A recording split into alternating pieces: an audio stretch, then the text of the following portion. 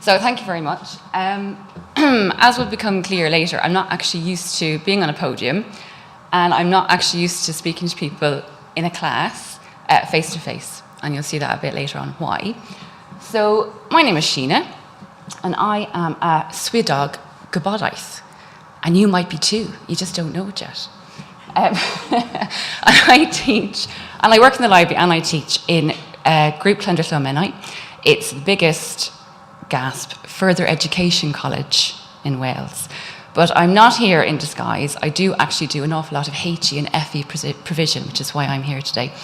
So when I was deciding what I would talk about, I said, well, I will maybe talk about some lessons that I have learned from my own students.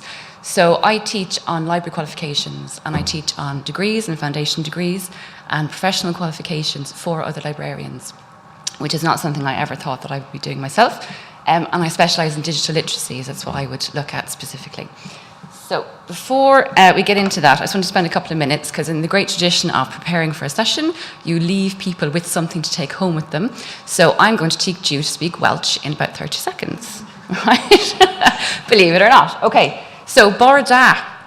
Yeah, bore da, yeah. So that's like Dias Muragut. Hello, how are you? Bore da. There you go. That'll get you off the ferry and into Holyhead, right? And if I say to you, tiawn, yeah, comes to talk to, and a what? Yeah, iawn, fine. I should really say sydach chi, which would be formal to the whole group, but tiawn, be fine.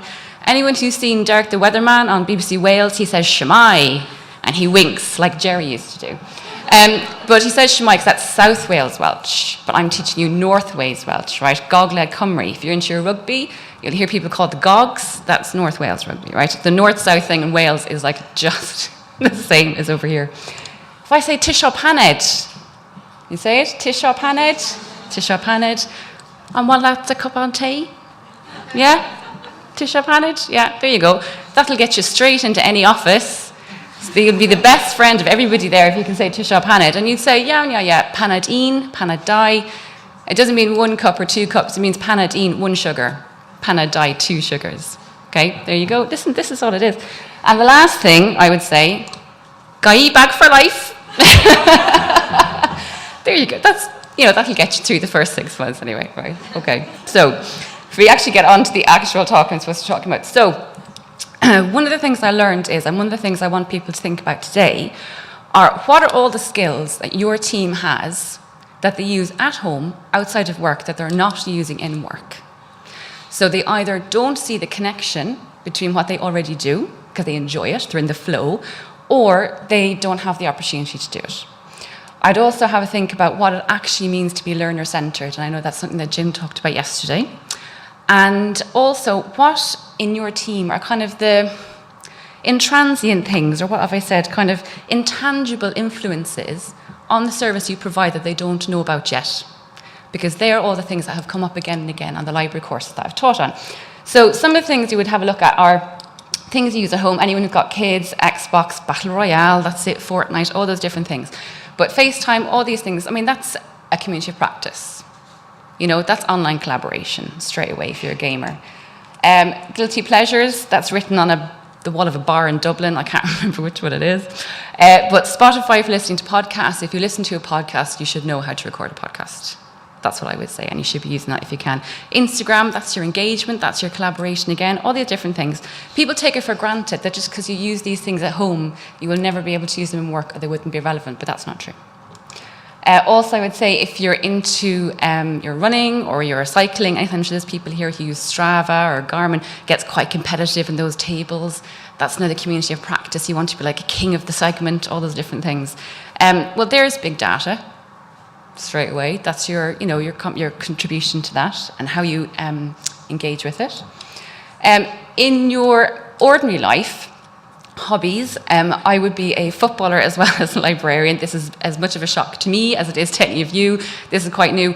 But because of that, then we've had to do a huge amount of project management. We've had to do an awful lot of digital engagement. We've had to do networking. We've had to do grant proposals. All those things you might not get a chance to do in work, but I use the new technologies, even the background content management systems for like a website, all those things you can bring into the workplace as well.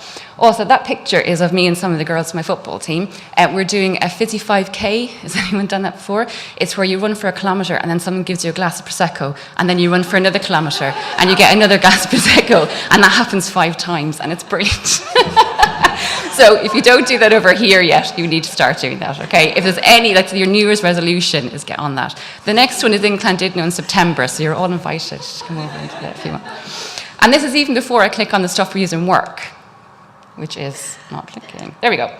So they are just a small selection of some of the tools that we'd use in work. So like I said, it is an FE college, but because of our HE and FE provision, we would use all the same resources that you would use in a traditional university. In fact, sometimes the only difference between my students that come to me and a student that would go to Bangor University is that somebody turned right and somebody turned left. They're the same students, yeah? So I just want you to have a think about this, because one of the qualifications I teach on is a professional development qualification, and I often have conversations with people who say, can't do this. But once you have a chat about what they do outside of work, you can help them link those skills together. So that's the first thing. Do you know what skills your team have, and are you utilising them in the workplace? Okay. Also, do you have flexible qualifications? Because sometimes you need that accreditation to prove that you have those things. I didn't when I left my master's in Aberystwyth. I think there's plenty of people who did their master's in Aberystwyth as well. And if you'd asked me could I do any of those things, I would have said no, because that wasn't developed at the time, but I have developed that subsequently and have now used those skills to help others develop them too. And I would say digital empowerment, that's your transformed job role. It's that disruptive technology, and my personal interest in it, originally it started with blogging, this is like 10 years ago now, and that helped me to go, well actually, I know a bit about this, can I learn some more? Can I put it into practice? I can show other people, and now I'm developing, content for foundation degrees and more theory-based things, and that's something I never expected to do myself. So also, you're a super librarian. Literacy is a superpower, and this is a nod to the other super librarian the session that's going on. But it is really, really important. There are so many different skills that we have, and like Vivian was saying earlier, we don't talk enough about what we can do and how we can do it. And like Niamh was saying as well, you tell people you can do these things, and you make sure you put yourself in the position to show them what you can do. So this is just a very quick selection of some of the qualifications that I would teach on in Llandrillo. I know that other people will be familiar with the library courses in Aberystwyth. The difference with ours one is I rarely get to see my students face-to-face. We deliver through webinar style, it's all online. Sometimes my students never get to meet each other face-to-face, but we all know each other online. They're flexible, they can be delivered not just on one day a month block release. I also teach some qualifications that are based on Scottish qualifications, so that professional PEDA applications and ICT, I would call it ICTL. Now, I teach Welsh levels 4, 5 and 6, which I believe are Scottish levels 7, 8 and 9, which I think are the Irish levels 6, 7 and 8. I think that's right. It took me a while to get that. But it's just a different way to do it, especially because we would teach people from all different sectors. We usually take people who are already in the library sector, and that could be health libraries, public libraries, HE libraries, FE libraries, special collection libraries, and I have to make sure that my qualifications are adaptable for all of them. But it means that I am now aware of all the different things happening outside my sector, which makes me more informed and actually able to plan far more strategically when I'm looking outside the box. Right. This is a question that I get asked by grown adults who come into my session. Why do I have to do this, right? Now, I would say if you're asking me why you have to do it, you need to go and have a word with yourself, because there is a reason why you're doing this qualification, okay? But again, it's like I swear I didn't see Vivian's talk before even this morning, but people do say, well, what is the point? I'm quite happy doing what I'm doing. I've been told I have to come here. That's quite a big ask, as a teacher. But you say, well, look, let's have a question why. Just because you don't engage in the digital realm doesn't mean that you don't have to know about it, because your learners do. I would say CPD is not about you. If you're learner-centred, it's about your learners. What has happened to them before they got to you? All the people you support, your stakeholders, your users, doesn't matter who they are. In Wales, you start school at 3. So before they get to you in FE or HE, that's 15 years of stuff that's happened, and 15 years of library influences through schools and public libraries. So what are they expecting when they get to you? Okay? So if you're learner-centred, can't believe that red light's coming already.